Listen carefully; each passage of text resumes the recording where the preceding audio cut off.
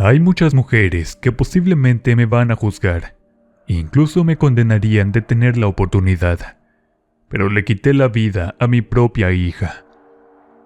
Dicen que las madres son capaces de hacer cualquier cosa por sus hijos, y es cierto. Le di todo, sacrifiqué todo por ella. Sin embargo, ella me apuñaló de la forma más traicionera, cruel y despiadada por la espalda. Para fines prácticos, digamos que mi nombre es Romina. No deseo meterme en problemas, ni quiero meter en problemas a personas inocentes. Mi única hija, Gloria, nació amada, bienvenida y consentida. Quise darle todo en la vida, sin importar que su padre nos hubiera rechazado y abandonado a nuestra suerte. Era demasiado joven, tenía 16 años cuando nació mi niña. Como era de esperarse, fue difícil encontrar un trabajo, pues no tenía dónde o con quién dejar a mi bebé. Pero finalmente encontré trabajo en la cocina de una guardería, curiosamente. Lo que me permitió juntar dinero mientras mi nenita estaba bien cuidada y sin costarme un centavo. Siempre fue una niña muy querida. Ahí mismo estudió el jardín de niños y la primaria. Nunca mostró una conducta agresiva, problemática o extraña, al menos no en público. Ni siquiera las maestras imaginaron que algo muy malo pasaba con quien pensábamos era un angelito. A esa edad es simplemente imposible imaginarse que una niña fuera capaz de pronunciar palabras que hirieran tanto, o que lastimara de alguna manera a sus compañeritos o a alguna criaturita inocente. Sin embargo, las quejas de los vecinos fueron las primeras en llegar. Acusaban a mi nena de lastimar mascotas solamente por gusto. Las maestras, y especialmente yo, no podíamos creerlo. Defendimos a Gloria a capa y espada. Debía haber sido un error. Mi niña no sería capaz de hacer semejante cosa. Por más de 2 semanas, varias personas se quejaron día con día del supuesto mal comportamiento de mi hija. Pensábamos que era algo ridículo. Nadie de nosotras lo creía. Gloria era bastante retraída, callada, respetuosa con sus maestras. Ellas la querían demasiado también. Por eso mismo era absurdo creer a los vecinos, que por otro lado, tenían fama de ser revoltosos y problemáticos. Si hubiéramos visto esa primera alerta, probablemente las cosas no hubieran terminado tan mal, pero le creímos a ojos cerrados, sin comprobarlo, sin investigar. Ese fue el primer error. El tiempo pasó, y los vecinos probablemente se cansaron de reclamar sin recibir respuestas de parte nuestra. Pero cosas extrañas y perturbadoras comenzaron a suceder. Las maestras para el segundo curso acostumbraban a enseñar a los niños a convivir con las mascotas de la clase. Todo iba bien, hasta que una tarde, justo saliendo de clases, el cuyo mascota estaba totalmente volteado al revés. Es decir, sus entrañas estaban por todas partes. Y claramente, cuando los chiquillos volvieron del recreo, el griterío fue escalofriante. Tuvieron que llamar a los padres para intentar calmar a los pequeños. Se pensó al inicio que algún animal, posiblemente un gato o un perro, habría entrado al aula vacía, y al tener al animalito cerca al alcance, solo hizo lo que su instinto le indicara. Nadie podía ser capaz de acusar a alguno de los niños por ese acto tan brutal y aberrante. Las cosas pasaron, y con el tiempo el asunto se fue olvidando, hasta que la señora de la limpieza encontró en los jardines los restos de varios animalitos, desde gatos, loros, pequeños perros y un pato. La situación se puso demasiado tensa. Se pensó que probablemente se trataría de un perro o un coyote. Los niños podían correr peligro. Llamaron a la perrera e injustamente, ahora con todo el dolor de mi corazón puedo decirlo, se llevaron a cuanto perro pobre callejero encontraron. Cuando sucedió, Gloria se notaba especialmente emocionada, sobre todo cuando al preguntarle a la directora, le dijo que debido al posible riesgo, esos inocentes cachorros serían eliminados. También llamaron al fumigador, en caso de que las culpables fueran las ratas, pero no encontraron ninguna. Pasaron los meses y Gloria se miraba más distante. Y finalmente sucedió lo que todos temían y que yo no quería aceptar. Muchas mamás se quejaron de Gloria. Sus niñas decían que era mala, que les jalaba el cabello, que las pellizcaba, que esto y que lo otro. Como madre defiendes lo tuyo, pero las quejas llegaron a ser tantas que la directora tuvo que reprender a Gloria. No me pareció bien al inicio, pero mi pequeña tuvo que sufrir el regaño de su vida. Las quejas eran demasiadas, y al pasar al 3er grado de preescolar, Gloria se desquitó de una de las chiquillas que la delataron. Con una hazaña tan grande que parecía que un pandillero había atacado a la otra niña. Esta vez no había escapatoria. Sus compañeros, todos la vieron. La señora de la limpieza y una maestra la quitaron de encima de la pobre niña. Encima tenía los puños hinchados y las uñas llenas de sangre. No cabía la menor duda.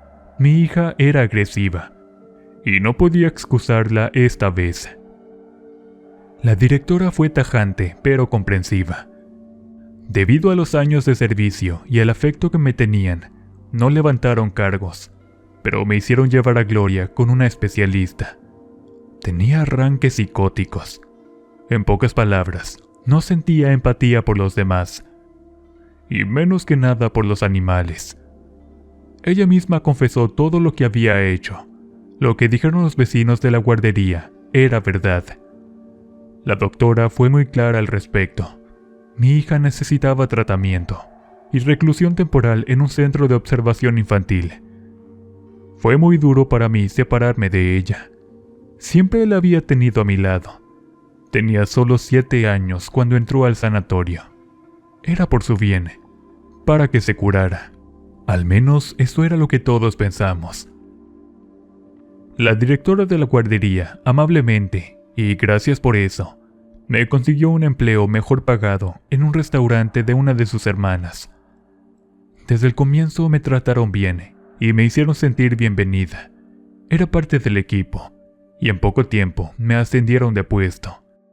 Gracias a mi habilidad en la cocina, que aprendí de las muchachas de la guardería, dicho sea de paso. Podía visitar a Gloria todo el tiempo que quisiera, pero de ninguna manera podía llevarla a casa, no hasta que se repusiera totalmente de su padecimiento. Como madre, piensas que las cosas serán sencillas una vez que todo empieza a andar, pero no era ni siquiera una prueba de lo que se avecinaba. Gloria cursó su educación primaria dentro del centro de rehabilitación. Los especialistas de ninguna manera se arriesgarían a permitirle convivir con otros niños nuevamente, sin la debida supervisión y señales de avance. Pero una doctora en particular le daba a mi hija ciertas libertades creativas.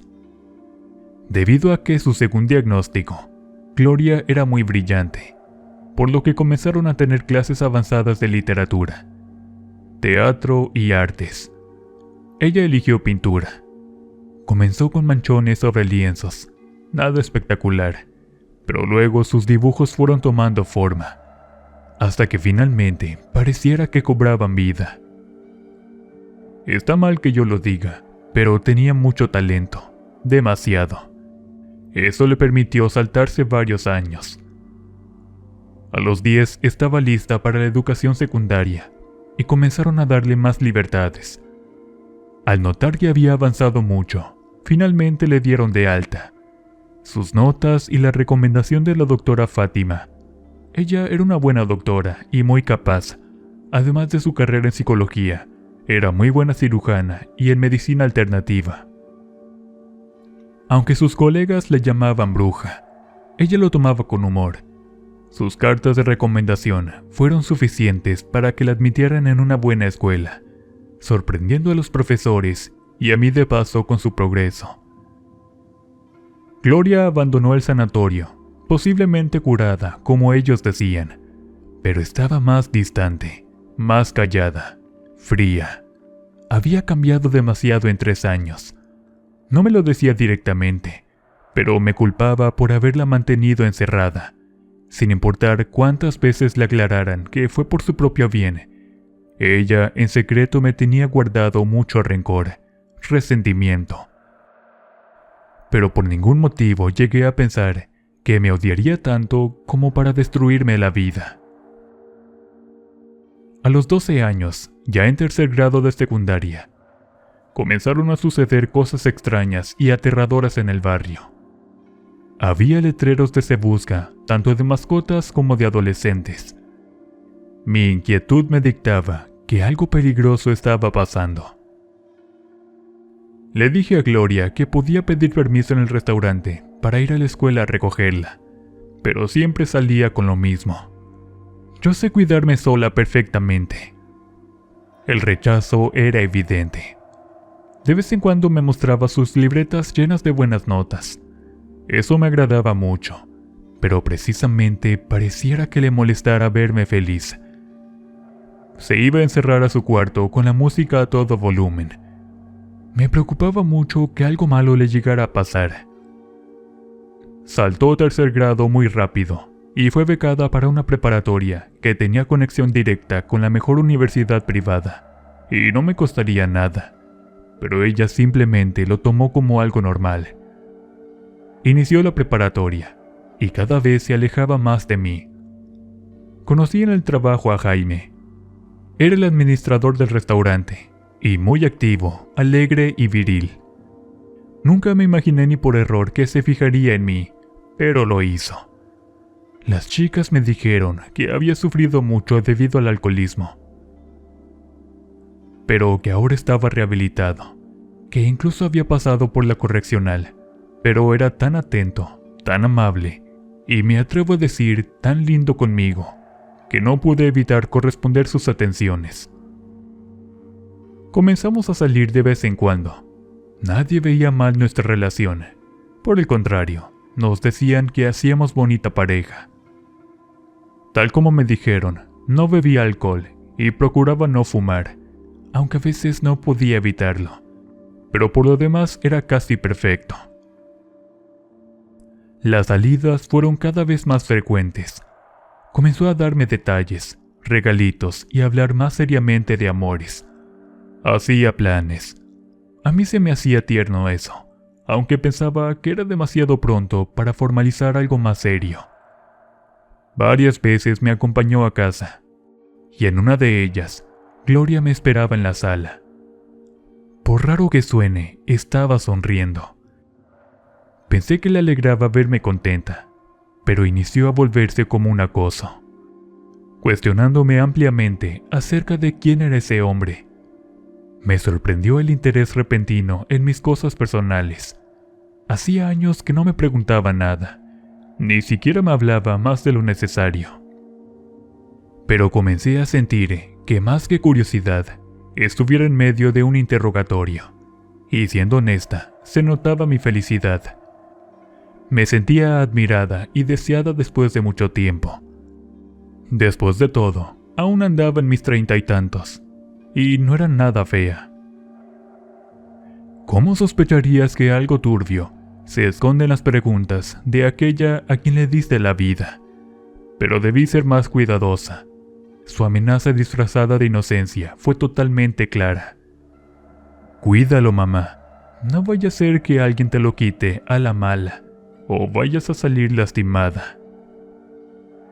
Pensé que era legítimo interés en mí, o que realmente le preocupaba, pero no era eso, y muy tarde me vine a dar cuenta de todo. Había una calma demasiado extraña en los días posteriores a la plática que tuve con ella. Creí que solamente era mi imaginación. Estaba tensa y nerviosa. Todo estaba acumulado en mi mente. El hallazgo de los cuerpos, el terreno, el hecho de que a unos pasos de mi casa había estado merodeando un posible asesino en serie. Pero por otra parte, todo estaba mejorando, demasiado rápido para mi gusto. Y si algo me había enseñado la vida por las malas, es que cuando las cosas están demasiado bien, Es señal inequívoca de que algo terrible se avecina velozmente hacia nosotros. Pero me tranquilizaba un poco que la doctora Fátima tenía contacto regular conmigo y consultaba a Gloria de vez en cuando, al grado que llegamos a ser muy buenas amigas. Venía hasta mi casa solamente para ver el avance y esperando que no se presentara una recaída en la condición de mi hija. Como dije, la habían instruido y educado demasiado bien. Era inteligente y astuta. Sin ningún problema pasaba cuanta prueba le quisieran poner. Pero mi amiga la doctora no estaba del todo convencida de que su salud mental estuviera tan convenientemente estable. O por lo menos no lo decía, pero su mirada reflejaba cierta duda, y eso me ponía un tanto intranquila. Mientras tanto, los carteles donde se busca empezaban ya a llegar a las cercanías de mi casa. Volví a hablar con Gloria respecto a ir por ella al colegio, explicándole hasta el cansancio que habían ya demasiados carteles de personas y animales desaparecidos, que podía correr peligro allá afuera, pero ella, terca y orgullosa, de ninguna manera aceptaba. Ya te dije que yo me sé defender y sé cuidarme sola. Mejor me quedaba callada. Prefería no discutirle. No quería que recayera en su enfermedad por mi culpa. Como Fátima decía, basta solamente un pretexto para que explote lo que guarda dentro. Yo amaba tanto a mi pequeña, que a pesar de su arrogancia y terquedad, la seguía defendiendo y comprándole cuanto capricho tuviera. Pero esa muletilla de que cada que me veía sonriendo o tarareando una canción, se acercaba a escondidas. Y me veía de lejos, me observaba por largo rato y no me apartaba la mirada de encima, hasta que mejor me callaba y me iba a encerrar a mi cuarto. Pareciera que le doliera, le incomodara o de plano le molestara verme feliz, sobre todo en ese momento. Había pasado tanto tiempo sola, procurando y cuidando a mi hija, que nunca me di la oportunidad de rehacer mi vida. Hasta ese momento. Una tarde, curiosamente, la sorprendí espiándome. Esa vez saliendo del trabajo. Supongo que salió temprano. Noté a lo lejos cómo nos miraba a Jaime y a mí, pero su mirada era muy pesada, como si nos acechara. Esa semana fue la peor para los extraviados. 5 jovencitas al hilo. Pensaron que se podía tratar de algún pervertido, de algún tratante. Ya era demasiado, pero a pesar de los constantes rondines de la policía, no daban con ningún sospechoso, hasta que finalmente encontraron pistas. El presunto homicida cometió un error. Pudieron ver cómo arrastraba a una chica de la escuela de Gloria hacia un baldío, pero al verle sorprendido escapó. Era de estatura pequeña, muy delgado y ágil. No pudieron detenerlo. Al revisar a la chica, notaron que tenía tantas heridas que probablemente ya había fallecido antes de llevarla a ese lugar. Era como si no hubiera podido defenderse. Todos los vecinos que presenciamos eso nos quedamos aterrados. Era como si un boxeador profesional la hubiera sorprendido y la moliera a golpes, pero no había huellas ni marcas que contuvieran alguna pista. El homicida era sádico, pero a la vez metódico, brutal, salvaje, y al parecer tenía algo personal contra la chica. Eso era lo que los uniformados decían, y la sorpresa fue mayúscula cuando decidieron inspeccionar la propiedad. Al menos 6 o 7 cuerpos de muchachos, entre hombres y mujeres, fueron hallados allí, con los huesos rotos. Algunos llevaban meses, otros apenas un par de días, y la chica en cuestión ese mismo día. Los detectives se rascaban la cabeza, pretendiendo entender los motivos que llevaron a una persona a portarse peor que una bestia salvaje y destrozar de esa manera tan espantosa a esos niños. Porque eso eran, ninguno debía rebasar los 60. También hallaron varios cuerpos de perros. Ya se hacía extraño que de repente dejaran de ladrar por las noches. Suponen que fue la misma persona la que perpetró la muerte de esos animales. a lo mejor para evitar ser delatado por los ladridos. Nadie sabía realmente qué decir o qué pensar. Solamente nos dijeron que debíamos ser precavidos y encerrarnos por las noches. Fuera de eso, no había señas de que el asunto fuera a terminar en poco tiempo. Durante esos días, Gloria comenzó a hablar más seguido conmigo. Pero no era una charla común, o al menos muy amistosa que digamos. Mejor dicho, me preguntaba demasiadas cosas, especialmente sobre mi relación con Jaime y lo que le gustaba y no le gustaba hacer. ¿Dónde vivía? ¿De dónde lo conocía? Y muy estúpida, le dije santo y seña todo sobre el hombre que pensé que se convertiría en mi pareja. Aunque a decir verdad, cuando comenzamos a vivir juntos, nos llevamos muy bien. Ella no cuestionó nada, ni siquiera protestó, y eso me parecía un gran avance. Mientras tanto, Jaime y yo nos llevábamos de maravilla. Estábamos enamorados. No discutíamos, no peleábamos, pero de repente él comenzó a alejarse poco a poco. No solo de mí, también empezó a faltar al trabajo sin motivos. Dejó de rendir. Pedía dinero prestado a diario, hasta que finalmente cansó a los patrones y lo tuvieron que despedir.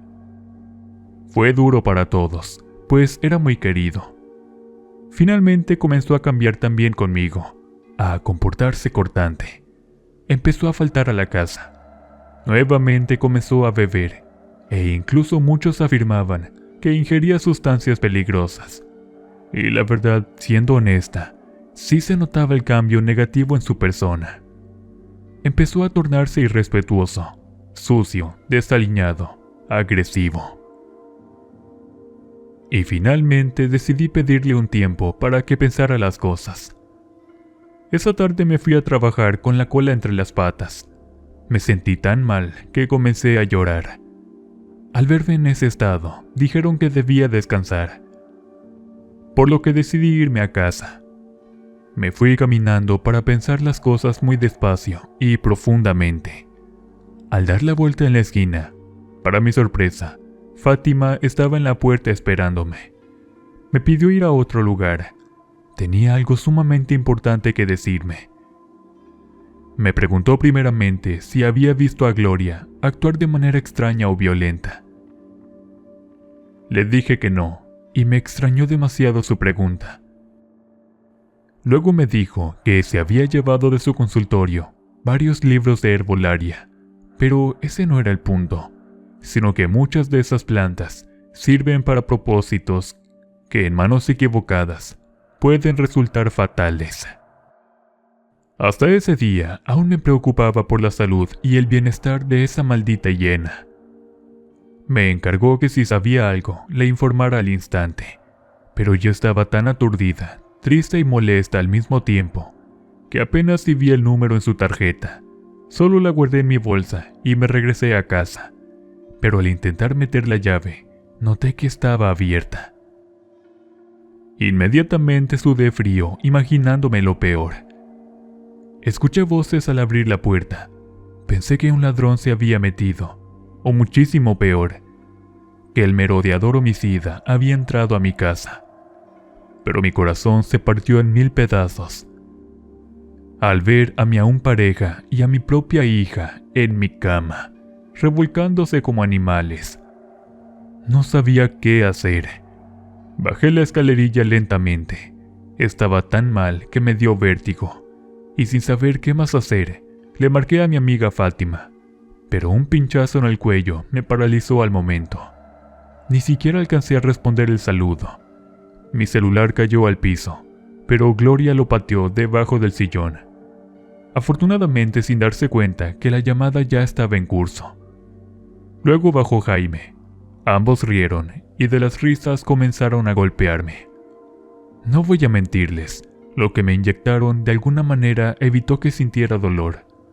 Estaba aturdida, con todo el cuerpo adormecido. Solo miraba cómo mi cabeza rebotaba una y otra vez, y los toques lejanos, que supongo eran patadas en las costillas y el abdomen, De repente se detuvieron. Supongo que me creyeron muerta por el pésimo estado en que me dejaron. Me quedé dormida. Cuando desperté, fue debido a un intenso vómito que me hizo recuperar todas las sensaciones de mi cuerpo de golpe. Ahí fue cuando realmente grité como nunca lo había hecho. El dolor era monstruoso, punzante. Me quemaba cada centímetro de mi ser. Y ahí estaba Fátima. Su mirada angustiada lo decía todo. Estuve a nada de morirme. Ella dijo que cuando recibió la llamada, escuchó las risas y los golpes, las burlas y cómo Gloria se jactaba de todas las atrocidades que había hecho. Demasiado tarde comprendieron que simplemente estaba actuando. Como dije, aprendió tan bien que nadie podría darse cuenta de su engaño. Estaba desaparecida, y no es que corriera ningún peligro. Estaba oculta esperando dar su siguiente golpe, sin siquiera sospechar que yo continuaba con vida. Fátima me resguardó en la clínica sin informarle a nadie. Me trató como un familiar para que nadie hiciera preguntas. Gloria no debía saber que continuaba con vida, y esa tarde ella iría a verla. Afortunadamente, a Fátima no podía aplicarle sus mentiras. Debía guardar las apariencias y fingir que todo estaba bien. Ella continuaba en la casa. Después de todo, era la coartada perfecta. No necesitaba de mí debido a la beca, por lo que inconscientemente se confió. Cuando la doctora regresó a verme, me informó. Jaime estaba desaparecido. Nadie le había visto en los 9 días que llevaba encerrada en la clínica.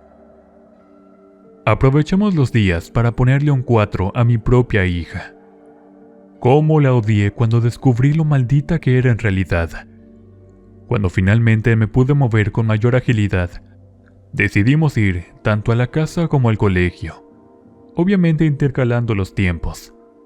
Durante la mañana acudí a la escuela, donde nadie puso objeciones de revisar su casillero, como si algo turbio y nefasto sospecharan de mi angelito. Y vaya que sí tenían razón. Es muy común que los chicos coleccionen fotos de sus compañeros, pero no de esa manera.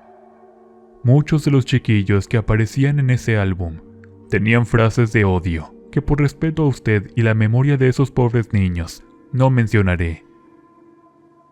Pero su deseo criminal estaba impreso en esas palabras, que solamente alguien así es capaz de pronunciarlas o escribirlas. No eran celos ni envidia, era odio lo que veía ahí. Luego esperamos a que Gloria saliera de la casa. La muy maldita todavía se dio el gusto de patear a un pobre perro que iba pasando. Dentro de la casa olía muy mal. No quisimos mover nada. Solamente entré a su cuarto, forcé la cerradura y encontré varias libretas, todas y cada una de ellas, narrando la insana alegría que le daba haberle causado una cruel, horrorosa y dolorosísima muerte a tantos chicos y chicas. Incluso había observaciones de cómo mejorar sus técnicas. Realmente era algo enfermo y nauseabundo leer esas cosas. Luego Fátima encontró otras libretas. Al principio no quería que las viera, pero finalmente tuvo que acceder. Tenía todo el derecho del mundo de saber lo que mi hija pensaba de mí. El paso del tiempo se mostraba nítido y claro en esos apuntes diabólicos. Desde el preescolar, donde con dibujos infantiles, mostraba su voraz apetito por la sangre y el dolor ajenos, carente de sentimientos, de empatía. Desde muy pequeña mostraba su inmensa crueldad. Luego los apuntes se fueron volviendo más nítidos. Las palabras comenzaron a tener cada vez más sentido, a ser más entendibles, y al mismo tiempo dolorosas e hirientes. No saben cuánto la odio, la detesto. Nunca la perdonaré por haberme encerrado. Odio verla feliz, odio verla sonreír. Quisiera quitarle la vida lentamente, pero todo a su tiempo. Mi primer impulso fue romper en llanto. Era mi derecho ser feliz. Le di todo a manos llenas, y ella me quería ver muerta desde que tuvo uso de razón. Le pregunté a Fátima el porqué, y ella me dijo que hay gente que simple y sencillamente nace malvada. No son conscientes de sí mismos, y eso los vuelve peligrosos. Fuimos a la clínica. Lo de bruja era cierto. Fátima preparó un cóctel de flores y hierbas. Luego lo colocó en una jeringa. Esperé pacientemente a mi hija, la cual al verme simplemente se carcajeó. Mientras tanto, la aguja le atravesaba la yugular. Simplemente se quedó dormida. Luego enviamos todo a la policía. Encontraron las evidencias necesarias para prenderla, pero ella estaba muerta. El cuerpo de Jaime llevaba varias semanas enterrado en el jardín. De ahí a la peste. Afortunadamente estaba escrito donde ocultó el resto de los cuerpos. No siento remordimientos ni culpa. Pueden llamarme un monstruo si desean, pero no me arrepiento de haberle quitado la vida a mi propia hija. Fue tan inteligente como para poder engañar al sistema, pero realmente todo fue una actuación. Ella nunca se curó. La única forma de detenerla era quitándole la vida, pues se había convertido en una peligrosa asesina.